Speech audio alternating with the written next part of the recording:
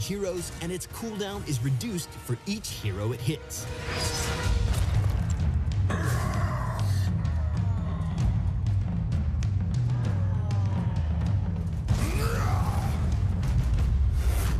Garrosh is a durable solo tank who becomes even harder to kill as he loses health, making him especially effective when paired up with a healer like Malfurion or Lucio. But keep in mind that Garrosh's comparatively low health pool and his reliance on armor make him susceptible to abilities that deal a percentage of health as damage, such as Malthael's Reaper's Mark. Though Garrosh doesn't have much in the way of mobility, his Groundbreaker and Wrecking Ball abilities are both powerful tools for displacing the enemy team. With proper positioning and well-timed use of his abilities, Garrosh can force an enemy hero into an unwinnable situation so he and his team can secure a kill. At level 1, Garrosh can take the Body Check talent. This gives him an active ability that damages and slows an enemy and deals additional damage based on Garrosh's current armor. At later levels, Garrosh can take additional talents that further empower Body Check, giving it a shorter cooldown and the ability to reduce the healing that an enemy receives. If you take the Into the Fray talent, Garrosh gains the ability to throw allies, allowing you to reposition your teammates. This can be used to remove them from danger or to enhance their mobility, greatly benefiting low mobility tanks like Arthas or Dahaka. When using Wrecking Ball or Into the Fray, remember that both can throw minions as well as heroes. Position yourself carefully so that the Horde insignia appears over the target you want to throw before you use the ability. With his father's axe in hand, Garrosh will stop at nothing to conquer the Nexus and destroy all who dare oppose him. Bring it on!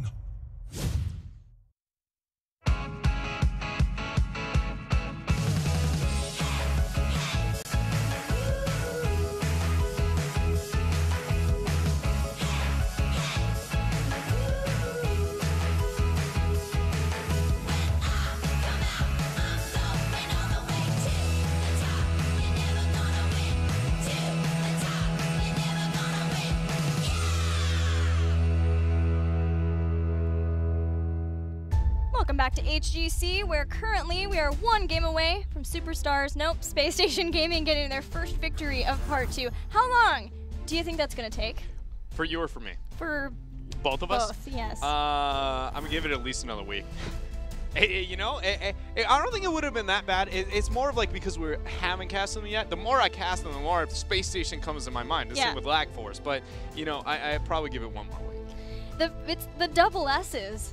What getting me, because I think SS, and then my brain just immediately is like, oh, here you go, let me help, it's Superstars, and that's what comes out, and it's not right. I know, I think of that, or just the SS Hosty, rip in pieces, best Jogal of Braxis holdouts ever seen. We did have one yesterday, but I will admit, just wasn't quite the same as the SS Hosty. That will live on in infamy for us. Let's go to game number 3 now, between SpaceStation Gaming and Even in Death.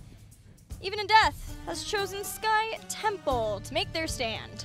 Immediately, you know, Sky Temple has been a map that Even in Death has functioned rather well on into the past, one that they've been okay with once you drop away from some of the smaller maps. But when we consider the element of struggling into the early game, having a map that's easy to recover from the later stages, all of that's not so present in the choice into Sky Temple. So it's going to be very crucial, beyond all the points that I made before we went to commercial break, that they get in early game composition if they're going to hold their own.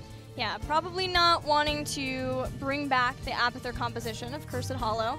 Go for something a little more familiar to them, but a little more aggressive earlier on. We've seen the double support Illidan comps work very well for them, and on Sky Temple, that's the one place where they're able to get a victory over SpaceStation, even in the Crucible. For a long time, this has been a favored battleground for them. They make some really cool decisions, even when they're behind, to allow them to come back into the game. We'll see what they're going to do here. SpaceStation, though, bans Uther. Even in Death, what do they want to rid of? Tastadar is the choice, no surprise there, considering SpaceStation Gaming's on the other side of Sky Temple. That is a Task Tracer waiting to happen. There are 2 maps where Task Tracer is relevant. Sky Temple and BOE should be the very first 2 that you always think of those heroes. But it looks like SpaceStation's going to go ahead and walk away with the Greymane as their first pick. He's risen in power when looking at Europe post-international performance. He has risen a bit here in North America, but it does seem a little slower.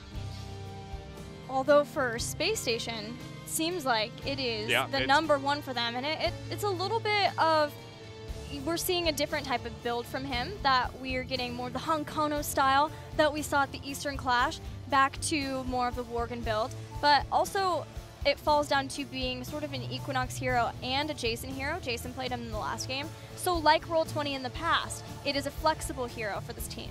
Makes sense that Greymane kind of fell into that just because the diversity of him and the utility of having him across the board. Even in Death is going to commit to a Genji and a Dahaka here. The Genji does play into the strengths of not only the map, but again, what I feel like Even in Death is going to need to thrive.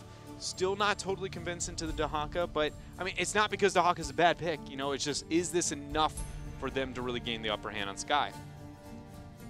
But those are two picks that were pretty prioritized by Even in Death last part. So at least sticking with things that they have found success with before. SpaceStation now, do we get Tiger JK's Rhaegar here? They've already banned Uther, so if they want to make sure that they get their support before a potential support choke comes in, now would be the time. With the Uther ban, I mean, I assume it's got to be 100%, right? It's just which one do you want for you? I'm going to just flat out say I'm probably the Rhaegar. I mean, it seems like the general North American consensus on what is the support priority goes, do I play double support? Because the answer is yes, then it's still Ariel Uther stand above all else. But if you don't commit to double support, my goodness, throwing everything everywhere, you in fact prioritize Rhaegar right behind Uther. Uther's sitting at the top for, I think, very understandable reasons. But Rhaegar, because he's the only secondary burst support, he still has Cleanse, one of the few with that still lasting.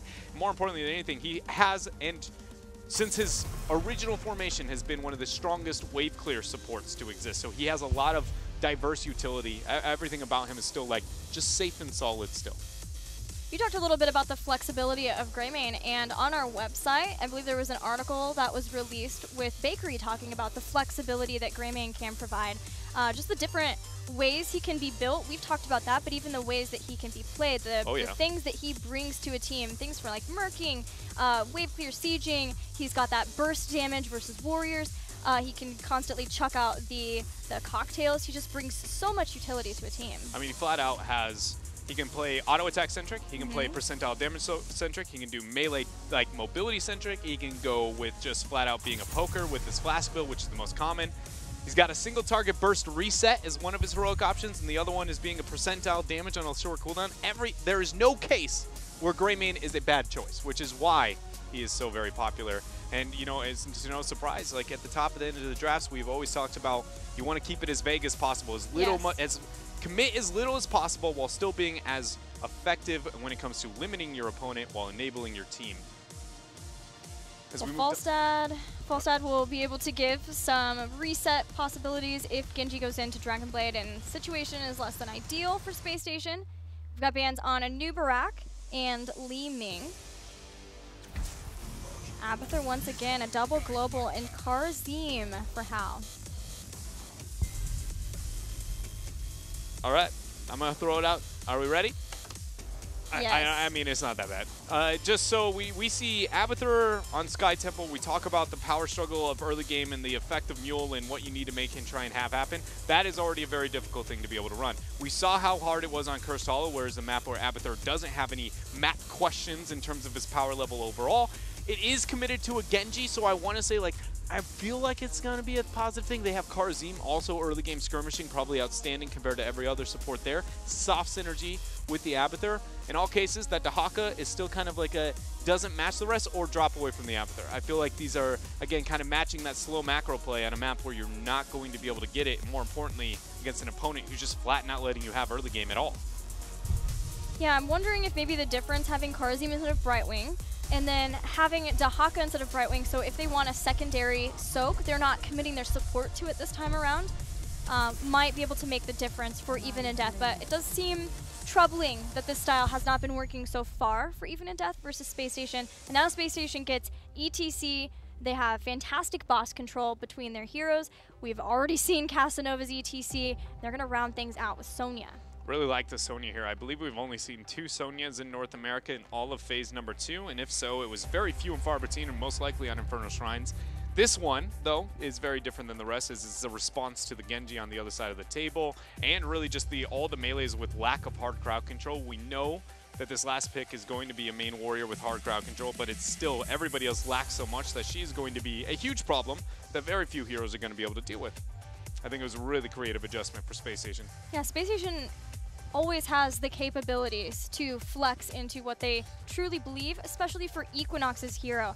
We look at all of the different heroes that he played throughout just the beginning, the first part of Phase 2, and it was quite a lot. And even though a lot of those maybe didn't have success, the fact that they are willing to think outside of the box always allows them to find those niche heroes that are going to work against what they have found. So they could be trying to figure out what really will be the bane of their opponent's existence in the drafts. And finally, Ethereal for Even in Death seems fitting. I don't know why, but something seems fitting for Even in Death to have Tyrael.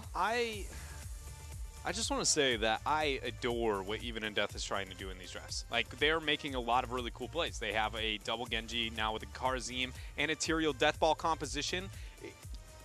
It's just that these are some of the hardest comps to run in the freaking world. Like, I mean, we're talking about some of the hardest synergistic compositions to run in the world, and I just feel like it's a little bit too much for them to be able to execute it. Because now it's even, not only do they have that raw team fighting that could be absolutely astounding, but they're relying to get to the 10s, which this comp does struggle into the early game. I feel like all the power spikes of this comp are all the weaknesses of Even in Death, and so it just feels kind of counterintuitive to their playstyle. Because I keep ragging on it, but I look at it, I'm like, oh man, that's busted. But I'm like, oh, but it's gonna struggle, and I'm like, but it's busted. Like, it's so weird in my head, and so I just want to get that across because their draft is really good. The Karzi maybe is the only thing I would put slightly out of place, or the Dahaka. But the Tyrael to get that team fight capabilities, as long as Sanks go down and Genji clones go well, it's just like, I assume they're going to lose all 3 forts faster than the Mule can keep them up. Well, let's see if Falstad can stay alive through the double Genji Tyrael pressure, or if SpaceStation will close out the series right here with a 3-0. I loved your inner monologue. Thanks for just a little glimpse into that. Yeah, you know, I'm sorry that I had to shed any kind of light, because I promise you all that you do not want to be stuck in my brain with me. You have 2 different locations based on it. You got to step back for this one and then go back in, and man, it's a tough life to be the Dreadnought. It is. It's a dark world up in here. When it comes to talents, though, nobody's gotten wild. Everybody's sticking to the norm. I thought we'd see some Falstad. Maybe go into the Gathering Storm, since this is not traditionally a map where you can rely on the auto attack and soak of the minions. At the end of the day, Falstad is honestly a coin toss, though, for that level 1 talent. Not surprised. What are you wait a seconding? Lutano playing Tyrael, but I forgot the last time that they played Tyrael, it was the same thing, and they flex, which means a homicidal Genji. Generally, Genji is played by Lutano, and statistically has more success when played by that hero. But Battery now being on Dahaka. Just change up. You know, nothing too serious or anything like that. Just an interesting change up that they've made in order to make sure that this type of composition will work. And so far, things are looking pretty good as they take out Talking Trees. Being able to get trees there was actually a very huge victory. Showing any signs of success in the early game is very relevant for Even in Death. But they got to keep it up. SpaceStation Gaming, I want to focus on whether or not they're going to run the 2-1-2 or the 1-1-3. Like in game number 1 against the Abathur composition. I wanted to say that a 2-1-2 makes more sense here than it did in game number 1, solely off the fact that the kill potential and dive capabilities of the members of Even in Death, which has already been displayed, are really good. And so whenever you're afraid of ganks, again, 2-1-2s are to stop problems. It's very good to have 2 people to make sure that single target can never go down. So it's just going to be important. Do they want to go with the 1-3-1, pressure the early game, or are they afraid of the kills? Right now, it's looking like they aren't afraid of the kills, because how? Cut out too far here. SpaceStation finds themselves a kill. Jason dodges the drag from Battery. Dread, do you remember if Jason last game as Greymane played Wolfheart still? He did play Wolfheart. So now we know that there are 3 separate members of SpaceStation Gaming who are all committed to playing a Worgen form of Greymane. Is all of NA, are we about to see all of NA switch? Or do you think it's just this team approaching Greymane with a different mentality, more of a melee-centric hero? I don't actually know. I want to say I think so. Hold on here. Can Battery make it out? not looking like it. The passive mobility, barrel roll on in. Jason realizing that drag's still up, smart to be able to step away. I want to say yes, but the reason I say no is just because NA has already shown, even when it comes to support picks and other main key roles, that they are not on the same page with one another, that they very much have our team thinks and then insert whatever statement immediately after. Right now, SpaceStation is filling that sentence with Worgen, Form, Greymane, and Wolfheart at level 1. But I think in terms of, is it strong enough to kind of overtake the entire scene? Yeah, it really is. It is a very powerful tool. It's just, when you pick him because of that diversity, you never want to count out, well, we can't go Flask build, right? Right. When we talked to Honkono about this particular build, because he was running it so much in the first part of Phase 2, he said that even he respects and understands when he has to go into Flask build. So I don't want to see Flask build completely go away. Oh, yeah. But I do think that it's really cool that we're starting to bring this back. I think it's, frankly, it's more fun to cast. I love the Worgen build. I love the idea of Wiz and Duelist. I just want to make sure that we don't just don't consider the strength of Flask build at the same time. I'm just glad that our North American players could bring back the talent build that you wanted and ignore all the builds that I want, you know? Because I'm still sitting They know at home. who's more important. I'm wondering where's my Royal Focus at, boys? I'm still sitting here wondering where I'm going to get that out of Leo. Even a Death looking to join in, stop the bleeding here up on bottom. A lot of pressure applied by SpaceStation Gaming. Very, par for the course considering the fact that they have the Abathur on their side. It's a bit earlier than norm, as we know the first Shrine phase is going to spawn at 4:30, but the power slide damage, it's there. Man, this is now SpaceStation Gaming turning it up. Lutano barely able to make it out. Even Frozen X having to burrow away. Their rotations were so good from the beginning. Their setup, focusing on the top temple when they'd already done damage to the towers, let them get the fort, which let them go back and get the bruisers. Now Falstad pushing them all the way up to the keep towers, and they could go through immediately, get their giants, push along with those. We haven't even had a second temple phase in the bottom. It's spawning in 10 seconds, and that fort is gonzo. Gilly, I think the wording I used was I feel like they're going to take out the forts before the Mule can heal it up, and right now they've taken out 2 before Mule was even taken. It's not even like it can't heal it up. Now, the bottom altar is up. There is now a 2-level deficit. Even a Death has to all in this fight and win it if they're going to be able to stall out this game. Otherwise, they will be doing the same thing where they second-guess themselves. Is this the best fight we're going to get? Is this the best one we're going to get? I'm going to let them know now, yes, this is the best fight in this game because they're too far behind structurally and in experience. Lutano's in a bad spot. But they don't have clone yet. Dahaka's coming in. Power slide goes down. Lutano very low in health, has already fallen. Hal will be the next to go down as Talking Trees and Tiger JK go in for the kill. This is No Moon. This is a SpaceStation Gaming taking out 2. They've brought down Battery. They've got a 2-level lead over Even in Death. What would you like to do, SpaceStation? Because with those members down and with that 2-level and more importantly, heroics coming back online for them, I mean, it really is from a shot caller's point of view, if you screenshot what you see right now and do all the variations of what you can make happen, you got about 20 and all of them mean this game is done. We have already won it unless we just get caught somehow miraculously. I would like to see at least a keep go down in this process. Keep in mind, in game 1, the keep fell at, I think it's like 7:10. Game 2 was 7:30. This one may have been before the 7-minute mark. Lutano's had some pretty good Elder and Might jukes, and that one saved his life. But there's still a boss behind all this. I want the front gate to be focused, a flight in, oh, that's out of position now. A flight into a Gust, Mosh, all in force. There's no way Even a Death can defend this. But they're flanking. Rhaegar actually was getting pressure by Lutano, and we see Homicidal over there, but Tiger's just scooting on in, using that feral lunge. Keep down. They get the keep. They're still here. They're going.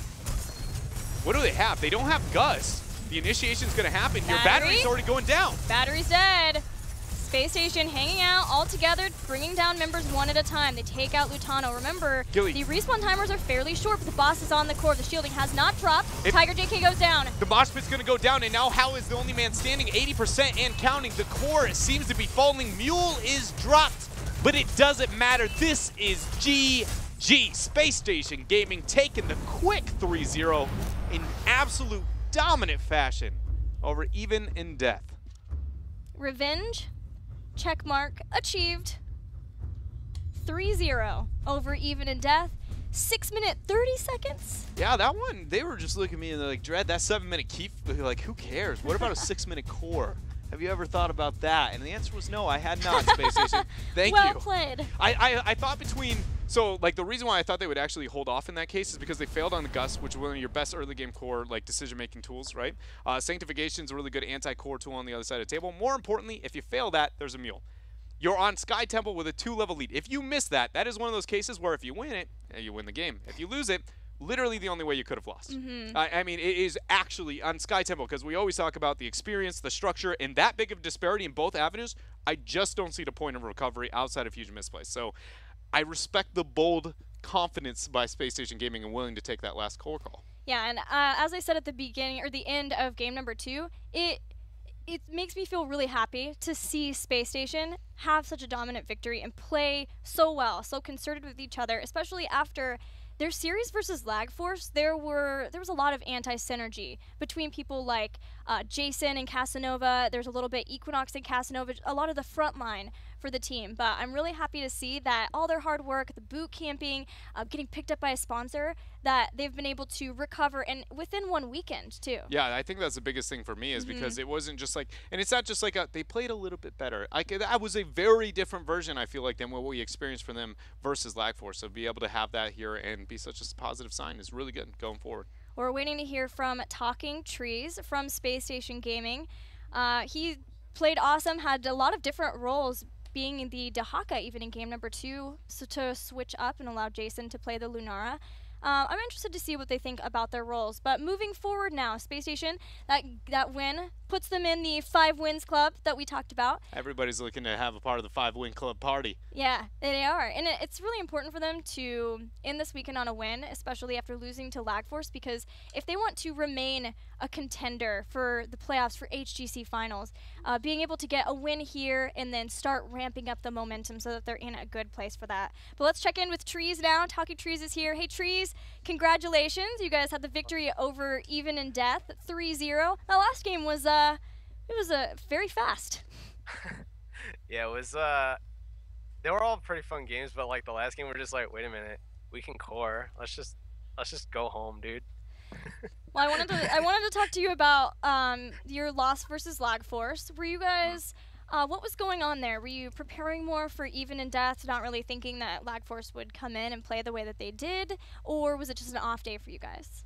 So it was kind of like a mixture of like everything. It's just like our prep was like decent. Like we kind of didn't really follow like our strategies, like what we wanted to do. And then also like at this LAN center, we didn't come here. We went to a different one and we never been there before. So it was like a bunch of different stuff that kind of just like went wrong, and we're just like, I don't know, it kind of sucks, but they played really well. So they did. They were a surprise to us too, but we're really happy to see that you guys were able to put your best foot forward and get the 3-0 here and show all the work that you guys put in. Dred? First of all, so you guys are currently still at your boot camp, is that correct? Yeah, we're still here. How long are you guys around? How long are you guys continuing that? I'm pretty sure that we're all going to be flying out on Monday and some of us on Tuesday. Okay, so it's going to be ended relatively soon there. Hey! How's it going, Casanova? But my question is just got to be about the mentality, especially against Lag Force. I just want to hear a little bit more about it, because I feel like you guys had a lot of hype, then a bit of struggle, then you go to the boot camp, you've got the new, branding going with SpaceStation Gaming. It seemed like everything was going very well, and then suddenly the Lag Force situation kind of happened. So like, did it get to you guys mentally beyond why it happened more? Did it feel like it was a setback? Did it get to us? Not really. Like we were all sad for like the entire day, but just like after that day, we're just like, all right, stop it. Like we're done, move on. That's it. And I mean, it worked out really well, and it's just since we're all together, I mean, mentality is like a big thing here. So it's just if one person's like not really talking that much, just like everyone's like always gonna cheer him up. You guys seem to be a lot more aggressive towards the early game, and when I got to speak to Equinox, he seemed to be pretty concentrated onto that. Is that something we can kind of expect from you guys for the rest of part 2? Yeah, as long as we don't int early level, like, and when we play early game good, then we'll definitely be more aggressive. That's definitely what we are looking forward to. All right, thank you for your time, Trees. Well, Trees, one last question before shout-outs. Tempo Storm is up next for you guys. What are your thoughts on that matchup? I think we should definitely, again, try to stick to our strategies, do everything that we want our way, play more aggro, like we said, and I think we can do really well. Awesome. Well, good luck to you. Congratulations Thank you. over your 3-0 today. And any words for fans at home? Shout outs for your org? Shout out definitely to SpaceStation Gaming, Sean Doris. Thank you. Thanks for the boot camp. Thanks to Game Tyrant, Gamers Funk. Shout out to my entire team. Hi Casa. Hi, Casa. Shout out to I don't know, everyone. Hi Mom. I'm sure she would say hi if she could. Thank you, Trees, so much. Congrats again. Thank you. Thank you. SpaceStation getting a 3-0 over Even in Death. Little bit of a frustrating point for Even in Death now. Because Lag Force beat SpaceStation, that does set Even in Death behind somewhat when we start talking about the Crucible. Yep. It's a pretty big setback. And for a team that was gaining so much momentum, it's it's a bittersweet in the sense that it's like, I almost enjoy the fact that it feels like they're hitting their first major HGC kind of bump in the road and like, who are we as a team? But at the same time, it makes me sad because they have shown the consistent development that it feels like it's maybe, the first wall and problem that they're going to have to identify and find a way to overcome. I don't know, the growth, but also the struggle. Both sides, I feel emotions. Well, Dred, we're going to go to a commercial break in just a second, but actually, we're going to go to right now. But when we come back, we'll have our next series. That's Lag Force versus Superstars.